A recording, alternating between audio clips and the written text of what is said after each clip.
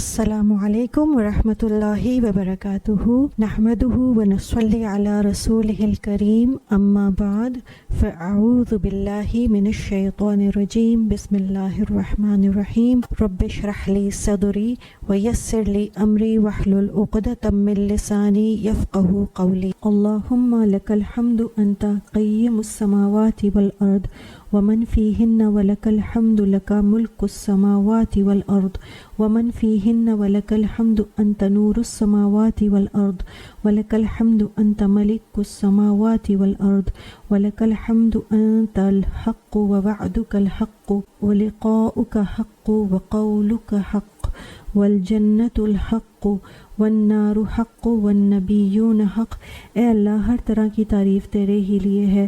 تو آسمانوں اور زمین میں اور ان میں رہنے والی تمام مخلوق کا سنبھالنے والا ہے۔ تیرے ہی لیے تعریف ہے۔ آسمانوں اور زمین اور ان کے درمیان کی تمام چیزوں پر حکومت تیرے ہی لیے ہے۔ تیری ہی تعریف ہے، تو آسمانوں اور زمین کا نور ہے۔ تیری ہی لیے تعریف ہے، تو آسمانوں اور زمین کا بادشاہ ہے۔ تیری ہی تعریف ہے، تو سچا ہے، تیرا وعدہ سچا ہے، تیری ملاقات برحق ہے، تیری بات سچی ہے، جنت برحق ہے، دوزخ برحق ہے، تمام نبی سچے ہیں، محمد صلی اللہ علیہ وآلہ وسلم سچے ہیں، اور قیامت برحق ہے۔ قرآن کی اہمیت اور فضیلت اتنی زیادہ ہے کہ اس کو 2 حصوں میں بیان کرنا مشکل ہے، لیکن میں مختصر انداز میں اس کو بیان کرنے کی کوشش کر رہی ہوں۔ کل میں نے اس کا پہلا حصہ آپ کے ساتھ شیئر کیا تھا اور آج میں اس کا دوسرا حصہ آپ کے ساتھ شیئر کر رہی ہوں۔ تو میں شروع کرتی ہوں اللہ کے نام سے۔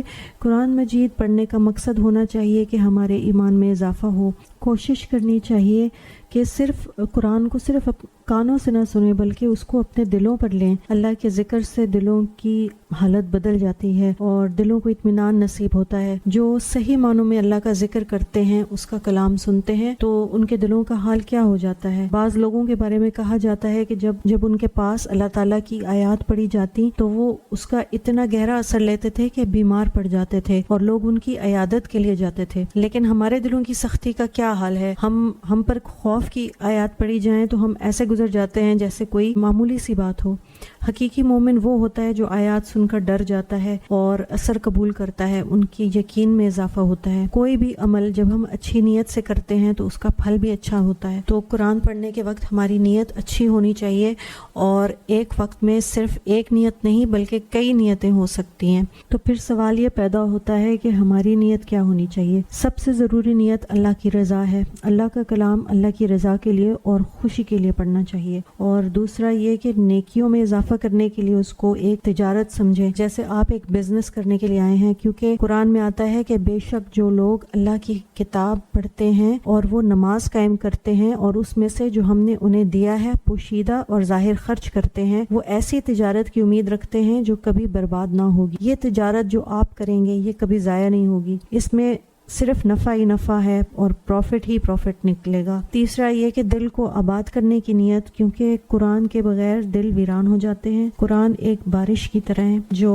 بنجر دلوں کو سرسبز کرتی ہے اور آباد کرتی ہے۔ پھر یہ کہ دلوں کے اطمینان کے لیے اس کو پڑھیں، کیونکہ قرآن میں اللہ تعالیٰ فرماتا ہے الا بذکر اللہ تطمئن القلوب، اللہ تعالیٰ کی یاد سے دل مطمئن ہو جاتے ہیں۔ دلوں کی شفا کے لیے قرآن پڑھنا چاہیے، کیونکہ قرآن میں اللہ تعالیٰ فرماتا ہے اور ہم قرآن میں جو کچھ نازل کرتے ہیں وہ مومنوں کے لیے تو شفا اور رحمت ہے۔ تو شفا کی نیت سے بھی پڑھیں کہ اللہ مجھے اس کی برکت سے شفا عطا فرمائے، روحانی جسمانی تمام بیماریوں کے لیے، اور ہدایت کے لیے، کیونکہ یہ کتاب ہدایت ہے، جہنم سے نجات پانے کے لیے کہ اللہ تعالیٰ اس کے بدلے ہمیں جہنم کی آگ سے بچا لے۔ رسول اللہ صلی اللہ علیہ وآلہ وسلم نے فرمایا اگر قرآن کو کسی چمڑے میں لپیٹ کر بھی آگ میں ڈال دیا جائے تو آگ اسے نہیں جلائے گی۔ تو جس دل میں قرآن ہوگا وہ آگ سے انشاءاللہ محفوظ ہو جائے گا۔ پھر اسے قیامت کے دن سفارش کی نیت سے پڑھنا چاہیے، امید رکھنی چاہیے کہ یہ ہمارے لیے قیامت کے دن سفارش کرنے والا ہوگا۔ زندگی کو بدلنے اور بہتر رستے پر چلانے کی غرض سے اس کو پڑھنا چاہیے، اور دنیا اور آخرت کے فائدے کے لیے اور خاص طور پر جنت الفردوس حاصل کرنے کے لیے۔ حضرت نواس بن سمعان رضی اللہ تعالیٰ عنہ سے روایت ہے کہ میں نے رسول اللہ صلی اللہ علیہ وآلہ وسلم کو فرماتے ہوئے سنا قیامت کے دن قرآن کو اور ان لوگوں کو جو دنیا میں اس پر عمل کرتے تھے بارگاہ الہی میں پیش کیا جائے گا۔ سورہ بقرہ اور سورہ آل عمران ان کے آگے آگے ہوں گی، اپنے پڑھنے والوں کی طرف سے جھگڑا کریں گی، یعنی قرآن کریم اور یہ دونوں صورتیں اپنے پڑھنے والے اور ان پر عمل کرنے والے کے لیے سفارش کریں گی اور رب تعالیٰ سے اصرار اور تکرار کر کے ان کی مغفرت کروائیں گی۔ اب وہ لوگ جو قرآن صحیح طریقے سے نہیں پڑھنا جانتے یا اٹک اٹک کر پڑھتے ہیں یا ان کو پڑھتے ہوئے گھنٹے لگ جاتے ہیں تو وہ پریشان ہوتے ہیں کہ ہم کیا کریں، کیسے قرآن سے فائدہ اٹھائیں۔ تو آپ پریشان نہ ہوں اور حضرت عائشہ رضی اللہ تعالیٰ عنہ سے روایت کی ہوئی حدیث سنیں۔ آپ صلی اللہ علیہ وآلہ وسلم نے فرمایا، جو شخص قرآن پڑھتا ہے اور قرآن پڑھنے میں ماہر ہے تو وہ قیامت کے دن بزرگ اور نیکوکار فرشتوں کے ساتھ ہوگا، اور جو قرآن اٹک اٹک کر پڑھتا ہے اور اس کے پڑھنے میں مشقت ہوتی ہے اس کے لیے دگنا اجر ہے۔ صحیح بخاری اور صحیح مسلم دونوں میں یہ حدیث موجود ہے۔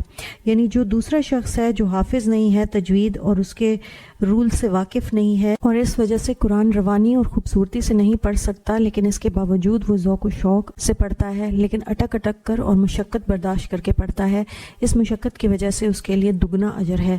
حضرت ابن مسعود رضی اللہ تعالیٰ عنہ سے روایت ہے، رسول اللہ صلی اللہ علیہ وآلہ وسلم نے فرمایا، جس شخص نے اللہ کی کتاب کا ایک حرف پڑھا اس کے لیے ایک نیکی ہے اور ایک نیکی 10 نیکیوں کے برابر ہے۔ میں نہیں کہتا کہ الف لام میم ایک حرف ہے، بلکہ الف ایک حرف ہے، لام ایک حرف ہے اور میم ایک حرف ہے، یعنی یہ 3 حرف پڑھنے والے کو 30 نیکیاں ملیں گی۔ قرآن ایسی نعمت ہے جس کے ملنے پر خوش ہونا چاہیے۔ یہ اس سے بہتر ہے جو باقی لوگ قرآن کے علاوہ جو بھی سمیٹ رہے ہیں، ان سب نعمتوں سے بہتر یہ قرآن کی نعمت ہے۔ اس پر اطمینان سے اور خوشی سے اپنا وقت لگانا چاہیے کہ ہم نفع کا سودا کر رہے ہیں۔ قرآن میں اللہ تعالیٰ فرماتا ہے، جو کتاب ہم نے آپ کی طرف نازل کی ہے بڑی برکت والی ہے تاکہ لوگ اس کی آیات میں غور و فکر کریں اور اہل عقل اس سے سبق حاصل کریں۔ تو ہمیں اس کتاب سے غور و فکر کرنا ہے اور اس سے لیسن لرن کرنے ہیں، اس سے عمل کی باتیں نکالنی ہیں تاکہ ہمارا عمل، اخلاق، رویہ اور ہر معاملہ تبدیل ہو جائے۔ ابن رحب کہتے ہیں، نفلی اعمال میں سے عظیم عمل جس کے ذریعے انسان اللہ کا تقرب، کلوزنس ٹو اللہ حاصل کر سکتا ہے، وہ قرآن کی کثرت سے تلاوت کرنا ہے اور اس کو غور و فکر، تدبر اور خوب سوچ سمجھ کر پڑھنا ہے۔ خباب بن ارد نے کسی آدمی سے کہا، جتنی تمہاری استطاعت ہے اللہ کا قرب حاصل کرو، خوب جان لو کہ تم ہرگز کسی بھی چیز کے ساتھ اس کا قرب حاصل نہیں کر سکتے جو اس کو اس کے کلام سے بڑھ کر محبوب ہو، یعنی اللہ کا قرب قرآن مجید سے ہی حاصل کیا جا سکتا ہے۔ یہ اللہ کی بہت بڑی نعمت ہے کہ وہ ہمیں دین کی سمجھ عطا کرتا ہے، ہمیں دین سے جوڑتا ہے، دین کی محبت ہمیں عطا کرتا ہے۔ دین کی محبت اور عقیدت وہ ایک چیز ہے جو ہر مسلمان میں ہوتی ہے، لیکن دین کے ساتھ لگاؤ ایک الگ چیز ہے اور دین کی سمجھ بوجھ ایک الگ چیز ہے۔ دین کی سمجھ بہت بڑی نعمت ہے کیونکہ اس سے یہ زندگی بھی آسان ہو جاتی ہے اور اگلی زندگی بھی آسان ہو جاتی ہے، مگر اس کے لیے انسان کو کوشش کرنی پڑتی ہے، محنت کرنی پڑتی ہے۔ علم حاصل کرنے کے لیے اپنے گھر سے نکلنا پڑتا ہے، اور جو شخص علم حاصل کرنے کے لیے نکلے اس کے بارے میں حدیث میں آتا ہے، رسول اللہ صلی اللہ علیہ وآلہ وسلم نے فرمایا، جو شخص بھی علم کی طلب میں اپنے گھر سے نکلے، فرشتے اس کے عمل کو پسند کرنے کی وجہ سے اس کے لیے اپنے پر پھیلا دیتے ہیں۔ ایسے لوگوں کے آگے فرشتوں جیسی مخلوق جھکتی ہے، انہیں عزت دیتی ہے۔ اصل عزت انسان کو مال سے، دنیا کے کسی عہدے سے اور وقار سے نہیں ملتی۔ اللہ کے ہاں عزت انسان کو تقوی کی وجہ سے ملتی ہے، اور تقوی علم کے ساتھ آتا ہے۔ تقوی اللہ کے ڈر کا بھی نام ہے اور محبت اور توکل اور اللہ کے ہر وقت احساس رکھنے کا بھی نام ہے۔ ابو ہریرہ رضی اللہ تعالیٰ عنہ سے روایت ہے کہ وہ مدینہ کے ایک بازار میں سے گزرے، وہاں کھڑے ہو کر کہا کہ اے بازار والو، تمہیں کس چیز نے عاجز کر دیا ہے؟ انہوں نے کہا، اے ابو ہریرہ کیا بات ہے؟ انہوں نے کہا، وہاں رسول اللہ صلی اللہ علیہ وآلہ وسلم کی میراث تقسیم ہو رہی ہے اور تم یہاں ہو، وہاں جا کے اس میں سے اپنا حصہ کیوں نہیں لیتے؟ انہوں نے کہا، کہاں؟ تو انہوں نے جواب دیا کہ مسجد میں۔ تو وہ لوگ تیزی سے مسجد کی طرف گئے۔ ابو ہریرہ نے وہیں ٹھہر کر ان کے آنے کا انتظار کیا، یہاں تک کہ وہ آئے تو ان سے پوچھا کہ تمہیں کیا ہوا ہے؟ انہوں نے کہا، اے ابو ہریرہ، ہم مسجد میں گئے، وہاں داخل ہوئے تو وہاں ہم نے کچھ بھی تقسیم ہوتے ہوئے نہیں دیکھا۔ ابو ہریرہ نے ان سے کہا، پھر تم نے مسجد میں کچھ دیکھا بھی ہے؟ انہوں نے کہا، ہاں، وہاں ہم نے دیکھا کہ کچھ لوگ نماز پڑھ رہے ہیں، قرآن کی تلاوت کر رہے ہیں، کچھ حرام و حلال کا ذکر کر رہے ہیں۔ ابو ہریرہ نے کہا تمہاری خرابی ہو، یہی تو محمد صلی اللہ علیہ وآلہ وسلم کی میراث ہے، یعنی قرآن کا پڑھنا، حلال و حرام کا جاننا، یہ نبی صلی اللہ علیہ وآلہ وسلم کی میراث ہے۔ اللہ تعالیٰ سے دعا ہے کہ ہمیں انبیاء اور حضرت محمد صلی اللہ علیہ وآلہ وسلم کے ورثے میں سے وافر ورثہ عطا فرمائے، اور اللہ تعالیٰ ہمیں قرآن کو سیکھنے اور سکھانے والا بننے کی توفیق عطا فرمائے اور ہماری مدد فرمائے، ہمیں استقامت دے۔ ہم نے قرآن کو سیکھنے کا اور پڑھنے کا جو کام شروع کیا ہے، اس میں اللہ تعالیٰ ہماری مدد کرے اور دنیا اور آخرت میں ہمیں اس کے اجر عطا فرمائے اور ہماری اس کوشش کو قبول فرمائے۔ تو آپ لوگ بھی دعا کریں، میرے لیے دعا کریں اور میں آپ سب کے لیے دعا کروں گی۔ دعاؤں میں یاد رکھیے گا سبحانک اللہم و بحمدک اشہد ان لا الہ الا انت استغفرک و اتوب الیک۔ السلام علیکم ورحمۃ اللہ وبرکاتہ۔